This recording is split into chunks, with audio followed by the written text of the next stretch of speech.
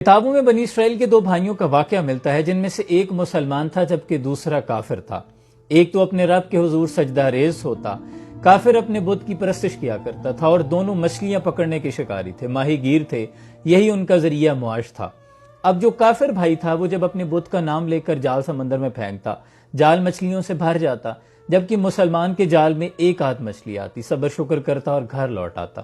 اب چونکہ کافر بھائی اس سے زیادہ امیر تھا، مسلمان کی بیوی ایک روز اپنے چھت پہ چڑھی، اس نے اپنے شوہر کے بھائی وہ جو کافر تھا اس کی بیوی کو دیکھا تو وہ بڑی آراستہ ہوئی، اچھا لباس پہنا ہوا، زیور پہنا ہوا، تو اس کے دل میں خیال آیا کہ کاش میرے پاس بھی یہ سب کچھ ہوتا۔ تو اس کافر بھائی کی بیوی نے اسے کہا کہ تم اپنے شوہر کو اس بات پہ آمادہ کرو کہ وہ اپنے اندیکھے خدا کو چھوڑ کر ہمارے بت کی پرستش کیا کرے، وہ ہمیں بہت نوازتا ہے۔ اس کے دل میں ملال پیدا ہوا، شیطان نے وسوسہ ڈال دیا۔ شوہر شام کو جب گھر آیا تو اس نے کہا کہ یا تو مجھے چھوڑ دو، مجھے طلاق دے دو، تو یا پھر اپنے بھائی کا مذہب اختیار کر لو، اس کے بت کی پرستش کیا کرو، وہ بہت نوازتا ہے، دیکھو وہ ہم سے بہت زیادہ امیر ہیں۔ تو اس خدا کے بندے نے کہا کہ خدا کے خوف سے ڈرو، تم کیسی باتیں کر رہی ہو، ہم مسلمان ہیں، ہم اللہ کی عبادت کرتے ہیں، ہم کافروں کی باتوں کی طرف دھیان کیوں دیں؟ تو وہ چونکہ دنیاوی لذتوں میں آ چکی تھی، اس کے دل میں وسوسے پیدا ہونے لگ گئے تھے۔ اس کو دیکھ کر سونے جواہرات اس کی آنکھوں میں چمک آ گئی تھی۔ اس کی بیوی نے بہت زیادہ اصرار کیا تو وہ کہنے لگا کہ اچھا صبح ایسا کروں گا کہ میں منڈی چلا جاؤں گا، کوئی اور مزدوری تلاش کروں گا، کیونکہ بہت زیادہ مچھلیاں نہیں پکڑ پاتا، تو میں اس کے بجائے کوئی اور پیشہ اختیار کر لیتا ہوں اور میں روزانہ کی بنیاد پر 2 درہم لا کر تمہیں دے دیا کروں گا، تم اس سے اپنی ضروریات پورا کر لینا، جو تم چاہتی ہو وہ خرید لیا کرنا۔ اس پر بیوی نے سکھ کا سانس لیا، رضامند ہو گئی۔ اگلے روز صبح ہی وہ اٹھا اور منڈی کا رخ کر لیا۔ اب اس بندہ مومن نے سارا دن روزی کی تلاش میں ادھر ادھر چکر کاٹے، لیکن کہیں بھی اسے کوئی مزدوری نہ ملی۔ اب اسے جب کہیں سے کوئی مزدوری نہ ملی تو تھک ہار کے ایک دریا کے کنارے گیا، وہاں بیٹھ گیا، اپنے رب کے حضور سجدہ ریز ہو گیا، نمدیدہ آبدیدہ آنکھوں کے ساتھ اس سے رزق کی التجا کرنے لگا۔ رات ڈھل گئی، اندھیرا ہوا، گھر واپس آیا۔ بیوی نے پوچھا تم دن بھر کہاں تھے، کہاں ہے تمہاری اجرت؟ تو کہنے لگا کہ میں نے ایک ایسے بادشاہ کے ہاں نوکری اختیار کر لی ہے کہ بادشاہ نے مجھ سے 30 دن مزدوری کا وعدہ کیا ہے کہ 30 دن کام کرو پھر تمہیں اکٹھی اجرت دوں گا۔ بیوی نے کہا یہ کیسا بادشاہ ہے؟ تو کہنے لگا کہ وہ بادشاہوں کا بہت بڑا بادشاہ ہے، اس کے پاس بہت زیورات ہیں، وہ بڑا مالدار ہے اور بڑا کریم ہے، اس نے مجھ سے 30 دن کا وعدہ کیا ہے۔ بیوی رضامند ہو گئی۔ اب دن ڈھلنے لگے، اسی طرح وہ روز صبح جاتا اور جا کر دریا کے کنارے بیٹھ جاتا، اپنے رب کے حضور سجدہ ریزی کرتا، نوافل پڑھتا رہتا، ذکر کرتا رہتا۔ رات ڈھلتی، گھر واپس آ جاتا۔ بیوی صبر شکر کر کے دن گزار رہی تھی کہ کسی طرح 30 دن مکمل ہوں اور اسے کچھ پیسے ملیں۔ 29ویں رات جب آئی، اگلے روز 30واں دن تھا، تو بیوی نے اسے کہا کہ اگر صبح تم پیسے نہ لے کے آئے، تمہارے بادشاہ نے تمہیں اجرت نہ دی، تو پھر میں تمہارے ساتھ نہیں رہ سکتی، مجھے چھوڑ دینا۔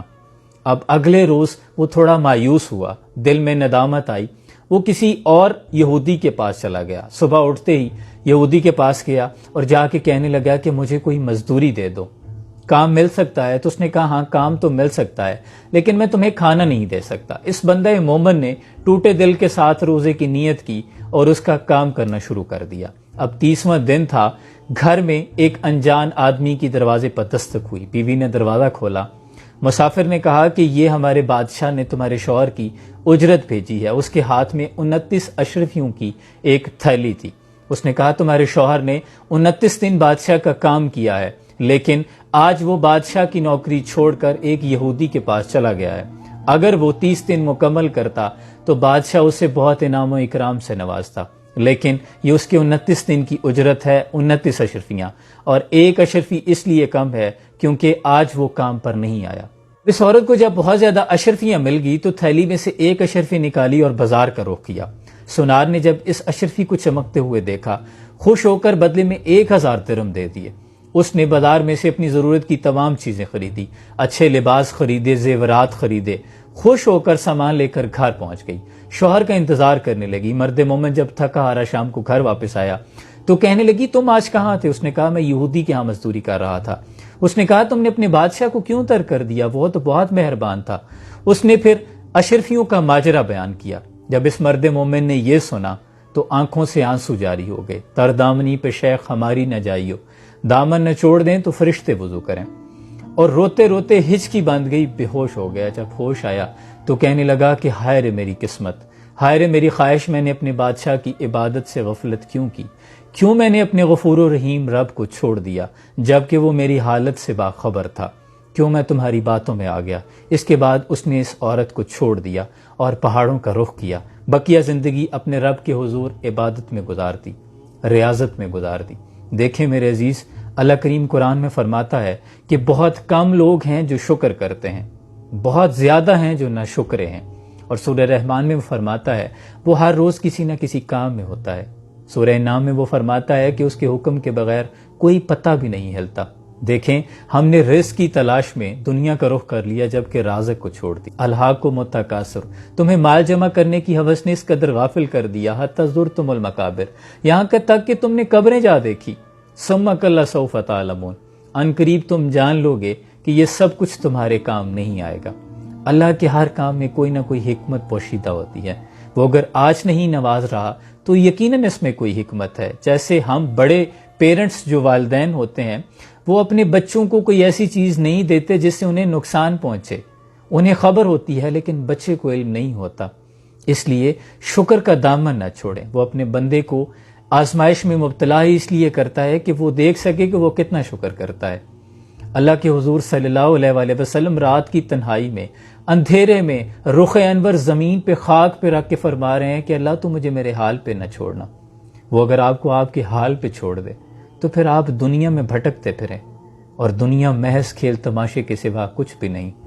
اگر تم فنا فی العشق ہونے کو بربادی سمجھتے ہو تو پھر یہ طے ہے کہ تم دنیا کو بنیادی سمجھتے ہو۔